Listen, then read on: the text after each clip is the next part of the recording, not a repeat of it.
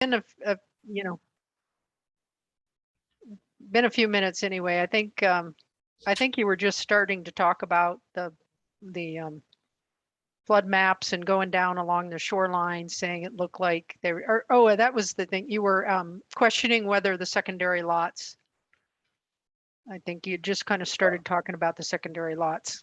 So we talked about on Peninsula Drive, where that's well elevated above the lake level. How do they enjoy a 10% benefit ratio for flood control? And we're trying to discuss that. Gary made the comment that about roads, right? And access to the property. Ingress, egress, yes. And I think earlier today we talked about Star Road at some points floods, which restricts access. But there are other alternative routes like McCoy Road and West Newman Lake Drive, where it seems like people can get around the lake if Star Road is flooded. Is that true? There's alternative routes, and also I forget the name of the other road that comes in from a different canyon. Hauser Lake. The McCoy runs east of Star Road, and then also then you would have the option of going around on West Newman Lake Road. Doesn't Lakeview Road run from another drainage into this area? I drove up that way. I'm sorry, what was the name? I missed the name of the road that you mentioned. Lakeview Road. Lakeview. I think that one's up on the west. Is that on this kind of the southwest side of the lake? Southwest corner of the lake. It's it looks like a county gravel road, and I know it goes out to the next drainage, and I drove out through that area and came out on the highway that way. So it's another alternative to a road that's. It looks like Foothills Road goes out too. Well, I guess I would also suggest that you know, it's not just because of flood control that we operate our facilities, it's also lake level control. So to the extent that these secondary lots, a lot of them have access via community facilities, they would still be benefiting from the lake level control. Yep, just throwing it out there for your. So Marianne, And I think Dennis brought that up in his comments as well. well, a good example of the ingress egress is the east Newman Road. There are several spots in there where it drops down into a gully and then comes back up. Well, that gully is going to flood. And if you live on the wrong side of that gully, you're not going to get in or out. You're going to be stuck at home. That's a benefit to have that road open. So maintaining the lake level below that flood stage benefits the property, even though the property may never flood itself. That's great. That's something I wouldn't have thought of. And then there's at least 3 places on the east side where you're not going to get in or out if that lake level gets too high. Because they're at the bottom of the gully. And so the uphill properties are going to benefit from keeping that lake level down for a better flood. And I would guess what I recall is there's several places on the west side also where that could happen. Yeah, I really only noted one place. Well, a couple places where that could happen. Yeah, I agree. I was hoping for it. Yeah. And one of them, as I recall, was where that pump station is. When we're down where there's docks, slips out in front out there. Mm-hmm. And you could run into that there. Yeah, in Honeymoon Bay, Mhm. that's a pretty flat area. And then there's another place on West Newman Lake Road.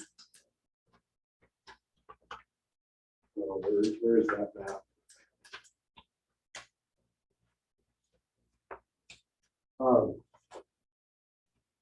Right here, this area here, as I was thinking, is pretty low. There's a low spot. Yeah. Swamp in there. As you round this corner, that you go down and then back up.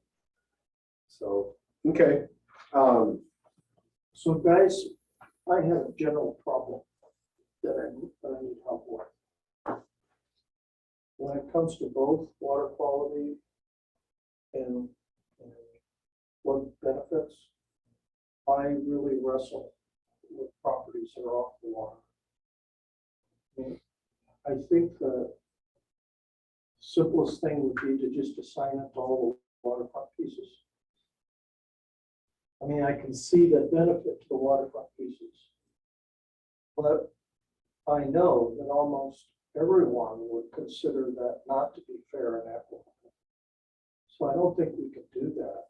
But I really struggle with the rationalization of why some of these parcels that are not on the water have any benefit. And there's got to be some good reasons for it. I would hope that the residents would write in and give us some ideas. Yeah, we've been asking for those ideas, and I think they're important because I'm looking at it the other way too, is that if the red areas are a flood control benefit, why do they stop where they stop and why don't they extend further? Well, I think you have to, Well, I know right here, there's some ridge lines.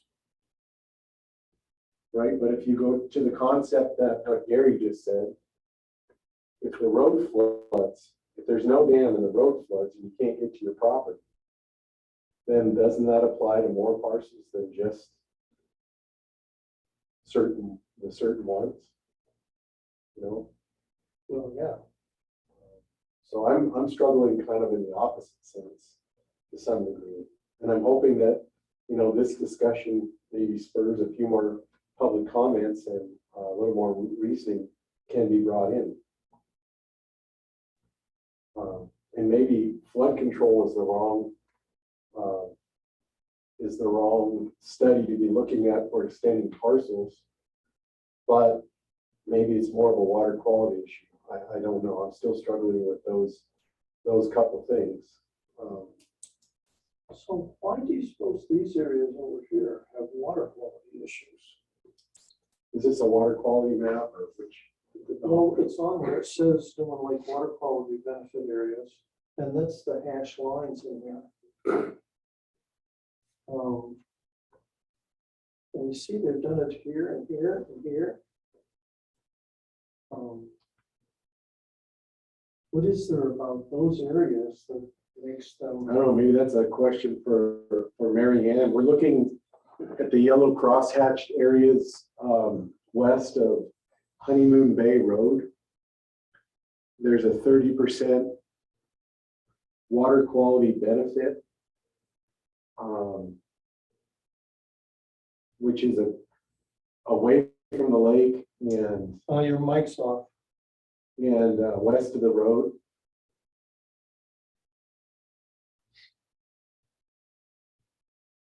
And I think it would apply to these. Sorry. parts as well.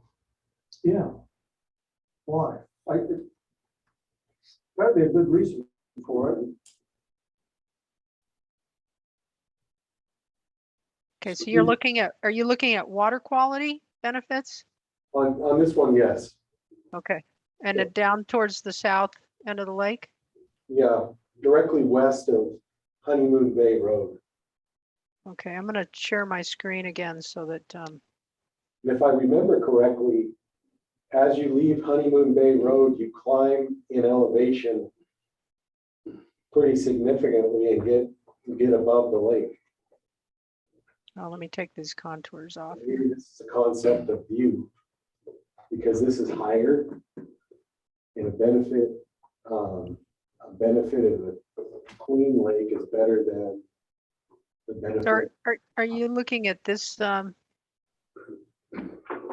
this class 4? No, oh, I know what, I think are you looking at this area here? No, that's not included. Oh, that's the flood. I thought I took. No, it's further, go to Honeymoon Bay.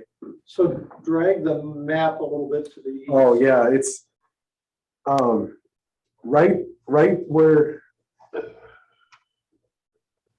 basically parcel 561049057, that area right there. Okay, So so that area is high elevation above the lake. I know that there's at least a few homes in there that have nice lake views. yeah, so those are what they call the tertiary lots, the ones even behind the secondary lots. Huh? And that's what they called them in their description. Now, I'm not sure if those have any access at all. But yeah, that's the area that Why it do is. you think they have a water quality benefit?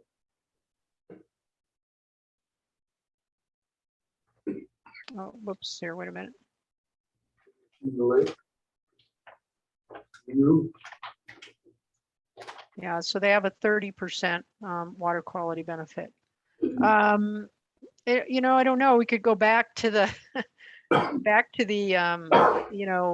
description for those, which I could pull up, and maybe that would give us a hint. They got the view of the lake, proximity to the lake. Like I mentioned to Brian earlier, Back you ever to, seen a real estate agent list a lot across the street from the lake where they didn't say $1 million view?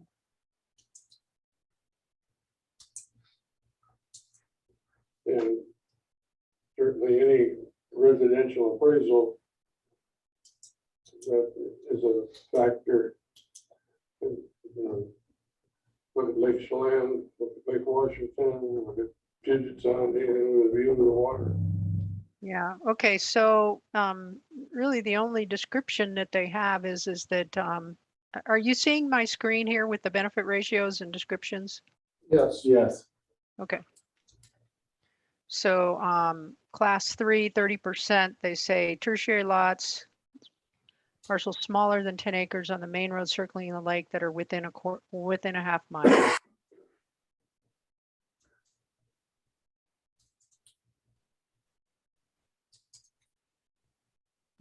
That's pretty much. Where did that come from? This is out of the resolution and documents that support the the document that I'm looking at now is the policy and procedures, but these are taken out of the resolution that set the water quality benefit maps. The last time they did it, We have that? we do. Say that part again. I didn't hear that last time. I said, do we have that? And Brian said, yeah, we do. It's in our binders.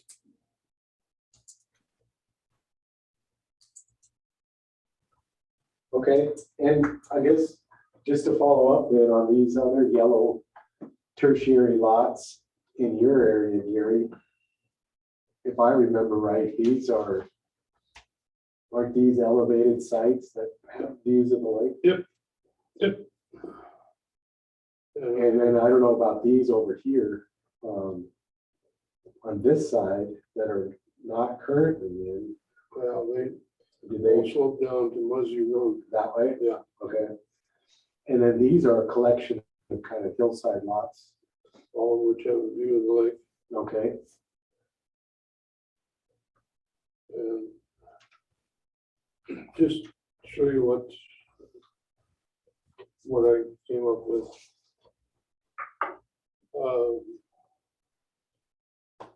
This one, you know, Charter Road Hauser and make the loop down here. It's got a great view. This got a great view. I'm saying let's put those at 30%. And this one again is a view 30%. This one at 10%. And we got a partial view. 30 on that one. You can get up in those properties. This one, 10%. It's got partial view. So does this, it rises up.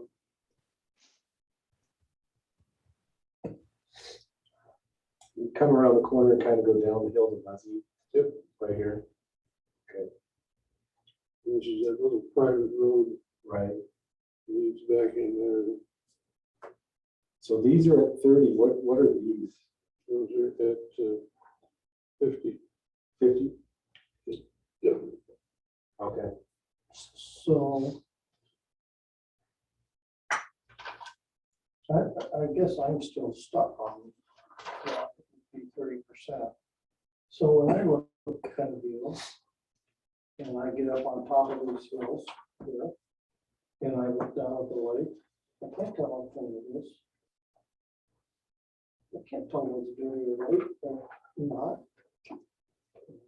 There's an algae going on, it's just water in the distance. I'll guarantee you my wife could. I couldn't. Huh? I couldn't, but I'll guarantee you my wife could. Marianne, what does on a full algae bloom or heavy milfoil year, what does the lake look like? Could you describe what the top of the water looks like? Green. The whole lake? Yeah, pretty much. You can actually see it in satellite photos too. You know, aerial I noticed that.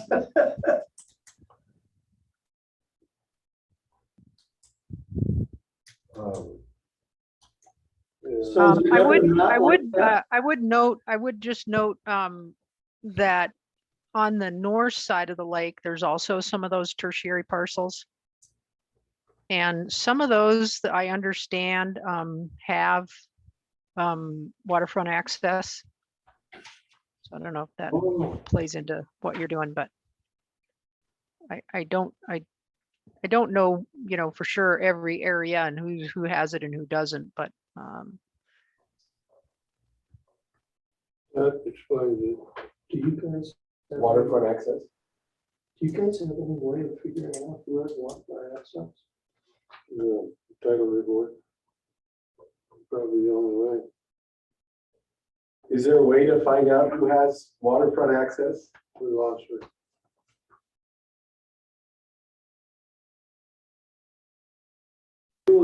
Can you still the do only that? thing that I can think of is to check the plats. And The assessor should have. it on his see record.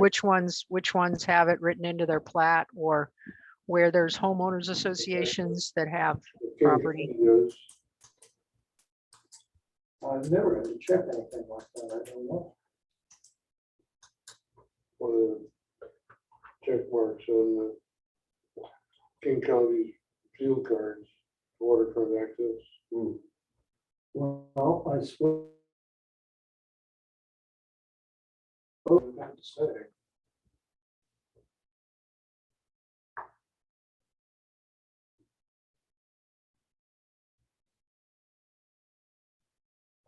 Okay, I guess we will, we'll do that investigation. I think maybe we call a realtor knowledgeable in the area and maybe they can walk us through which ones have access if they have knowledge of it. Well, I'm gonna check the assessor's records first on these, Yeah, okay. see what that says. But certainly there's a different value if they have. So does that apply all these red areas have waterfront access? That I don't know at this point. the solid red is flood. The lined red is, yeah, it could be. You know, a lot of these lots up in here have good views too. It's gotta be more views. It's gotta be something else.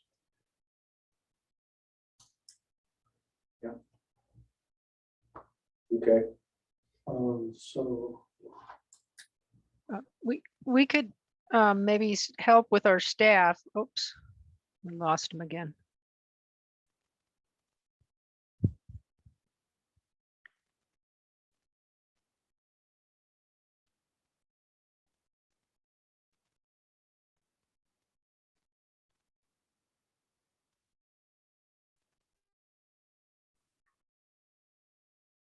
We lost.